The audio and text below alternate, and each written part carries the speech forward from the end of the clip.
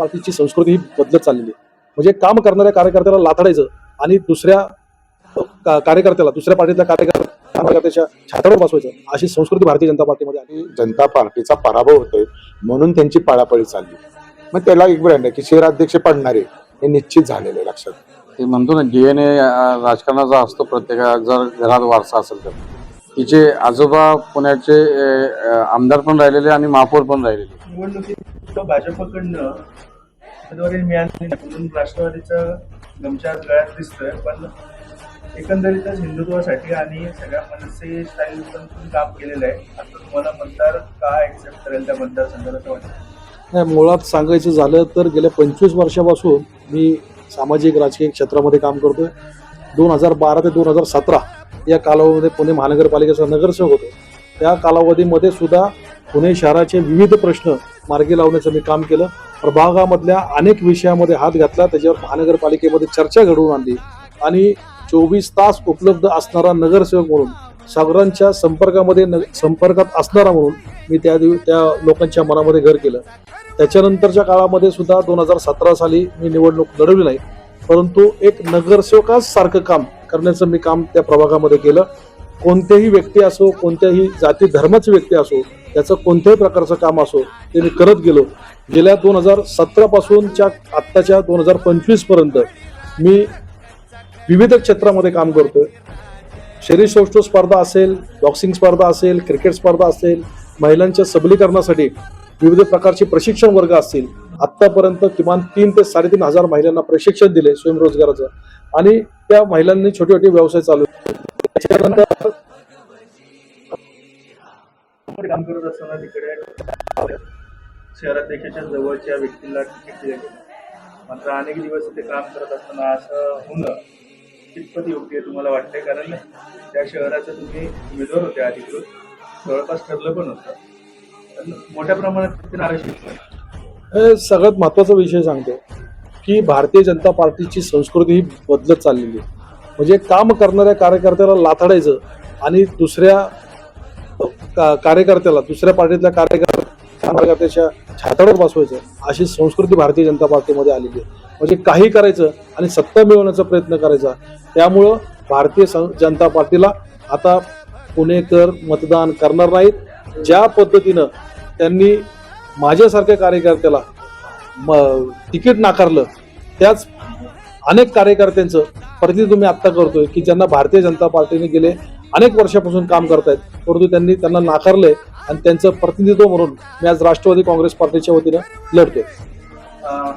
शेवटचा प्रश्न, ह्या भागात किंवा तुमच्या भागात कोर भाजपचा वोटर आहे, तो कसं काय तुम्ही जोडणार आणि तुम्हाला वोट कसं? नाही, सर्वात महत्वाची गोष्ट सांगतो, ही महानगरपालिकेची स्थानिक स्वराज्य संस्थेची निवडणूक आहे. या निवडणुकीमध्ये पार्टी बघितली जात नाही, तर कार्यकर्ता बघितला जातो, आणि तो कार्यकर्ता राष्ट्रवादी काँग्रेस पार्टीचा कार्यकर्ता बघितला जातो की तो 24 तास जमिनीवर असतो. म्हणजे दुसऱ्या राजकारणासारखं नाहीये की निवडून आलं किंवा राजकारण मोठ्या नेत्यासारखं वावरायचं, असा कुठलाही प्रकार नाहीये. सामान्य कार्यकर्त्याला पुणेकर निवडून देणार आहे. आम्ही चारही जण सामान्य आहोत, लोकांच्या संपर्कामध्ये आहोत, त्यामुळे आम्हाला मतदान नक्की होणार आहे आणि चारही उमेदवार निवडून येणार आहे.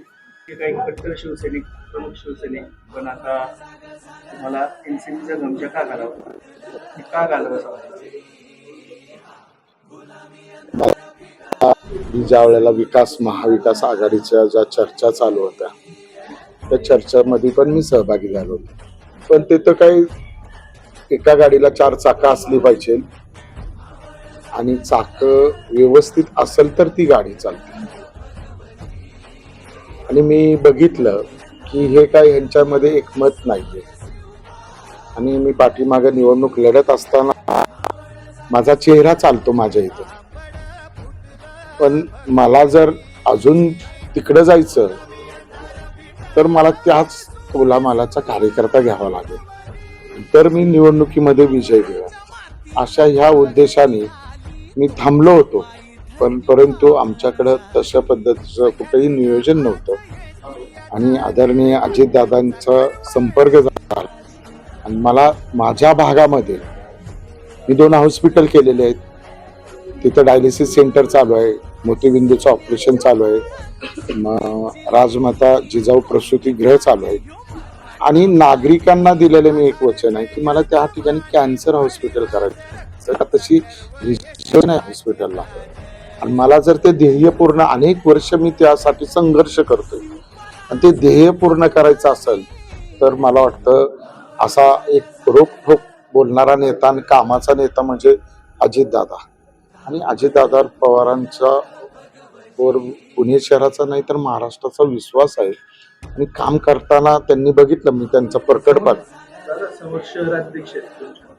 मला वाटत नाही की शहराध्यक्ष आहे. ते शहराध्यक्ष मला मी घेतानाच माझी निवडणूक आजपर्यंत बघा मी चांगल्याची निवडणूक केलेली आणि एक ब्रँड असतो आणि निवडणूक लढायची तर मी पॅनलच करताना असं केलं की शहराध्यक्षाशी लढायचं. त्यामुळे मग पॅनलला चांगलं पॅनलला ग्रीप येते आणि ग्रीप आल्यानंतर आज तुम्हाला लक्षात आलं पुणे शहरात चर्चेचा विषय झाला की हे पॅनल काही करू नये. इथं भारतीय जनता पार्टीचा पराभव होतोय म्हणून त्यांची पळापळी चालली. मग त्याला एक ब्रँड आहे की शहराध्यक्ष पडणारे हे निश्चित झालेलं आहे लक्षात. त्यांच्यावरली नाराजी. पण आता सत्तेतला पक्ष आहे आणि इकडे तुम्ही विरोधात काम केलेलं आहे. मतदार तर तुम्हाला कसं ऍक्सेप्ट करेल तुम्ही? काय झालंय चारही नगरसेवक जे आहेत ते एका जागी बसून राहिलेले. मी तो एक अंदाज आहे कारण गेल्या 15 वर्षाचा 20-25 वर्षाचा राजकीय अनुभव आहे. मी महानगरपालिकेत पक्षनेता म्हणून काम केलेलं आहे आणि सर्व त्या प्रभागातला एक अंदाज घेतला की ह्या भागामध्ये कुठेही फिरले नाही आणि नागरिकांचं मत काय आहे तो सर्व अनुभव घेऊन लोकांना माझ्या अनुभव घेतला की बाबा लोकच्या नगरसेवकाला व्यक्तिगत नगरसेवकाला कंटाळलेले आणि ज्या वेळेला महानगरपालिकेची निवडणूक असते तर तिथं व्यक्ती बघितला जातो त्याचं काम बघितलं जातं म्हणून आम्ही 2-2 वेळा निवडून आलेलो आहे ना. पण आता सत्तेतला पक्ष आहे आणि इकडे तुम्ही विरोधात काम केलेलं आहे. मतदार तर तुम्हाला कसं ऍक्सेप्ट करेल तुम्ही? काय झालंय चारही नगरसेवक जे आहेत ते एका जागी बसून राहिलेले. मी तो एक अंदाज आहे कारण गेल्या 15 वर्षाचा 20-25 वर्षाचा राजकीय अनुभव आहे. मी महानगरपालिकेत पक्षनेता म्हणून काम केलेलं आहे आणि सर्व त्या प्रभागातला एक अंदाज घेतला की ह्या भागामध्ये कुठेही फिरले नाही आणि नागरिकांचं मत काय आहे तो सर्व अनुभव घेऊन लोकांना माझ्या अनुभव घेतला की बाबा लोकच्या नगरसेवकाला व्यक्तिगत नगरसेवकाला कंटाळलेले आणि ज्या वेळेला महानगरपालिकेची निवडणूक असते तर तिथं व्यक्ती बघितला जातो त्याचं काम बघितलं जातं म्हणून आम्ही 2-2 वेळा निवडून आलेलो आहे ना. आपल्या मिसेस म्हणजे पत्नी यांना पहिलीच टर्म आहे मात्र आता कसं आव्हान बघताय या सगळ्यामध्ये? ते म्हणतो ना DNA राजकारणाचा असतो प्रत्येका जर घरात वारसा असेल तर. तिचे आजोबा पुण्याचे आमदार पण राहिलेले आणि महापौर पण राहिलेले. भाऊसाहेब शिरोळेंची ती नात आहे. नक्कीच तिला हळूहळू राजकारणाचा पूर्ण अनुभव येईल.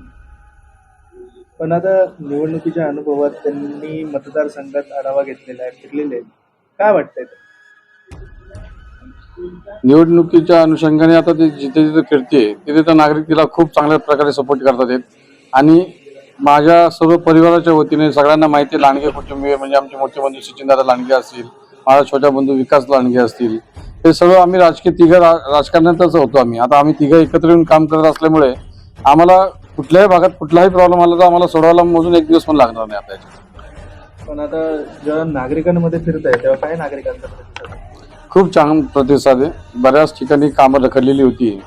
ती कामं मार्गी लावण्यासाठी नागरिकांची आमच्याकडे खूप साऱ्या अपेक्षा आहेत आणि आम्ही ती नक्की पूर्ण करू याच्या नागरिकांना शाश्वतीपणे जोडले गेलेले आहेत आतापर्यंत. हजारो लोक जोडले गेलेले. जिथे जिथे जाईल तिथे 10 घरात गेलो तर 9 घरामध्ये ओवाळून आम्हाला सांगतात की यावेळेस आम्ही नक्कीच तुम्हाला साथ देऊ म्हणून. दादा पण प्रॉब्लेम एकच येतो की जयराज लांडगे हे सगळ्यांना ज्ञात असलेलं शहर आहे, फेमस आहे.